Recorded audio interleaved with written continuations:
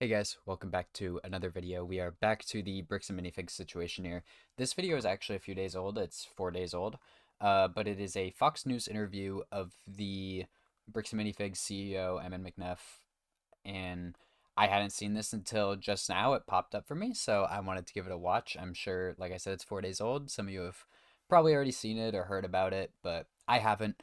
So make sure if you guys do enjoy this video, leave a like on the video, comment down below, and subscribe to the channel. I'm trying to pass the American Fork Police Department in subscribers, and I would really appreciate the support. So no more talking. Let's get into this video right here. Well, if you've been staying with our coverage so far, you know that we reached out to Emin McNeff, the CEO of Bricks and Minifigs, to weigh in on the whole situation and a new statement released by the company. Emin, thank you so much for joining me. Yep, you bet. All right, so first, let's get to the pending litigation against the original kind of owner of this collection, Brian Mansell. Is Brian named in a lawsuit that was brought forth by Bricks and Minifigs? Yes, he's named as a party to the lawsuit that is going after the individuals who published, like the false statements regarding the situation that's gone on in Salem, Oregon, and we're trying to work through that. Now, I don't know exactly how this works. Maybe it's just like, oh, he's mentioned in the lawsuit. But if this means what I think it means, which they are suing Brian, that is ridiculous. Like, he has done absolutely nothing wrong. It's just like, it's crazy to me that they're going after him when all they've done is hurt him. And also, by the way, how this guy hasn't gotten rid of this mustache yet after everything. Like, he has to have seen people commenting on this. It's like nothing about the real story, but like this is the one of the worst mustaches I've ever seen. Like, just shave it off, dude. And that individual, is that the YouTuber who made the videos? Yes. Okay, so a comment I see reoccurring a lot is that this suit must be expensive, must take a whole effort from a large company. Why go this route instead of, as people say, try to just settle Brian's collection and move on and make everyone forget it? Was that ever an option? Oh, we've been working to try and work with Mr. Mansell for a good little while. We've asked for documentation as far back as a year ago, but we continue to reach out to try and get towards a resolution with the Mansell family on this matter. And have you and Mr. Mansell ever talked directly one-on-one? Not as of yet. I have sent direct messages to the Mansell family and to Mr. Mansell specifically, seeking to have a sit-down meeting, meet at the table. That is shocking. Like, you are telling me that these two have never spoken after all of this? That is really, really not great. Like, the fact he hasn't like given him a call or something. And go over all the documentation that we have and to be able to talk through. And from our side of things, if there have been any missteps through the transition of the store, we want to make things right. We want to do what's right by the customer. But all we asked for was documentation, and every time we asked for that up to this point, we seem to kind of then lose the connection. So you've offered Brian the inventory of sets that was in the store. Yeah, whatever was left over, we've offered that on multiple occasions. And then, like if there was anything that had been done that was untoward by the previous franchisee, if that individual had sold more than they let on and did not pay Mr. Mansell, we've offered to compensate him for the loss of the compensation that should have been given to him.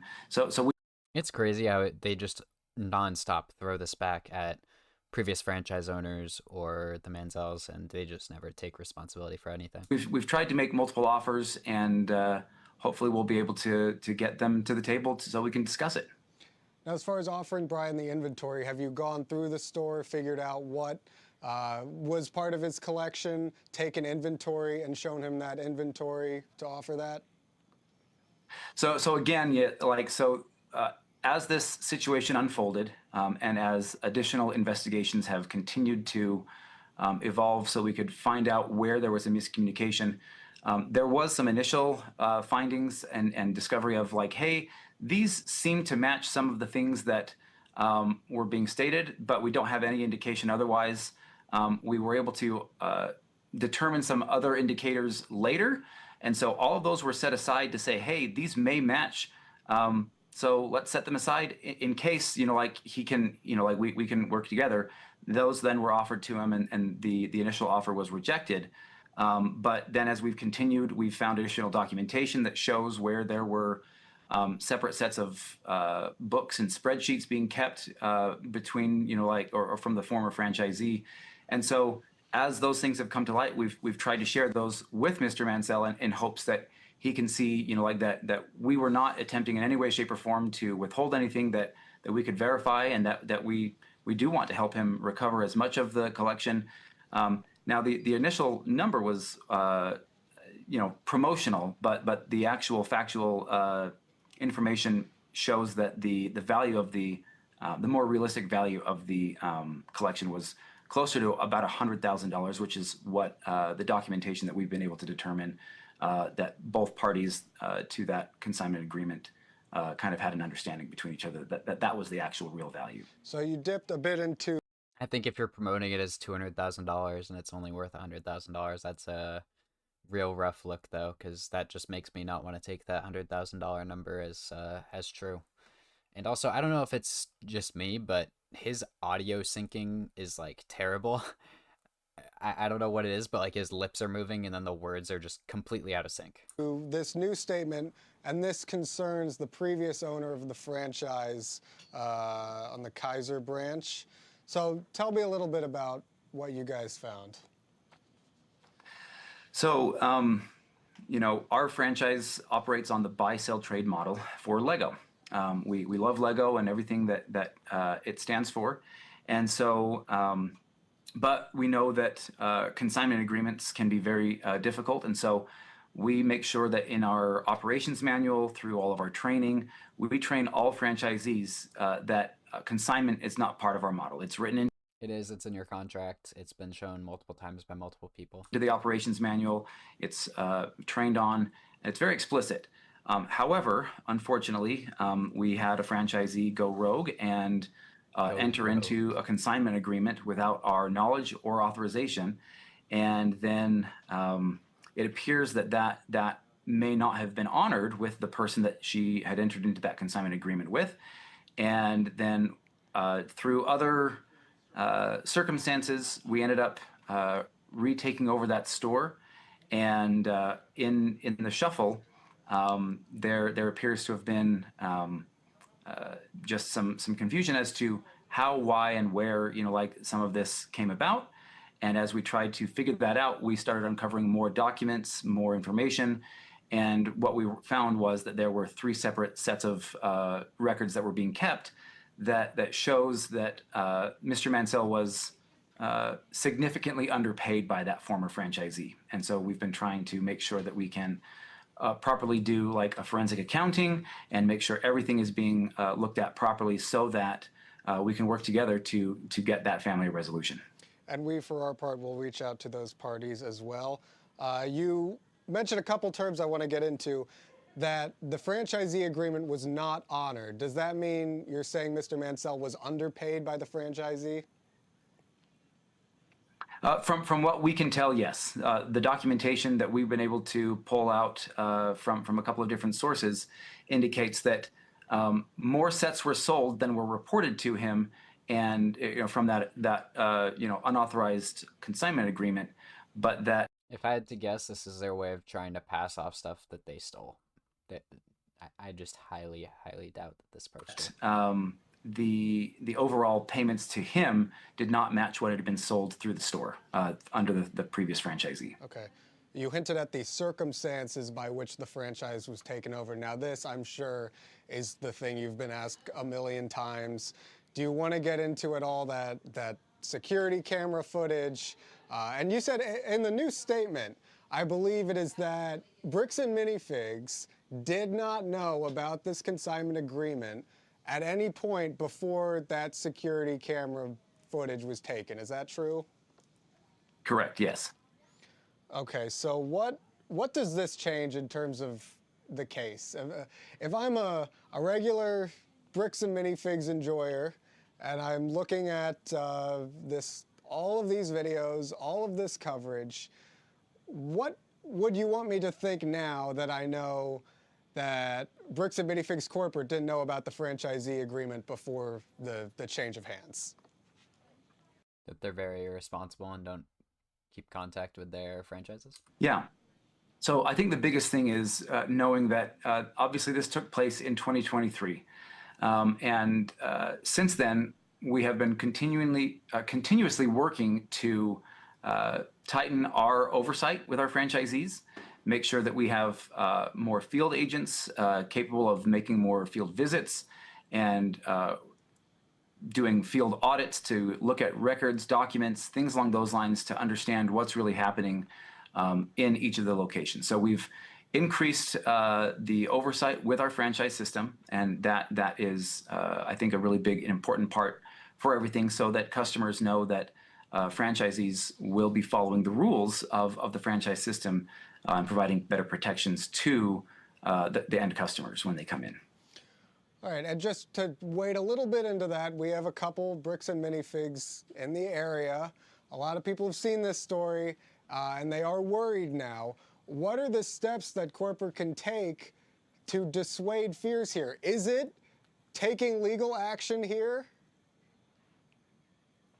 I think the most important thing is to ensure that we are protecting our franchisees and that the safety of our stores is our number one priority. The safety of our franchisees, the customers, their families, everything. That's our number one priority.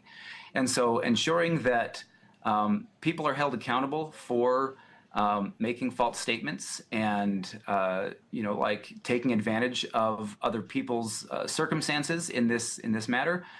That's why we've taken the legal action that we have, is to hold people accountable. But at the same time, we're also willing to sit down and work through things and make sure that we can just take anything that is something that we can. I was gonna wait for him to finish, but he just keeps going. It's kind of ironic that the CEO of the company that stole $200,000 from a sick old man is talking about taking advantage of someone's circumstances. Work together on. I think that will help us resolve any issues that we have, and if we can make sure that people know that we're not going to sacrifice the safety of our franchise locations, then that will, I think, help now and in the future. So what are you asking Brian Mansell?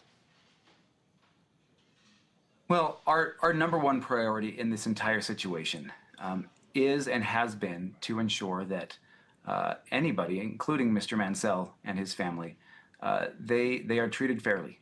And so as we've gone through the documents and as we've looked at everything. Not Ben, though. Don't worry about treating him fairly. Our number one priority right now is to ensure that he gets made whole. With the underreporting that took place and the documents that we now have that shows what actually went on, we know that we have a responsibility to work with him to make sure he does get made whole. And so we're working towards that, and we're hoping that he'll be able to come to the table. We're excited to be able to make that happen.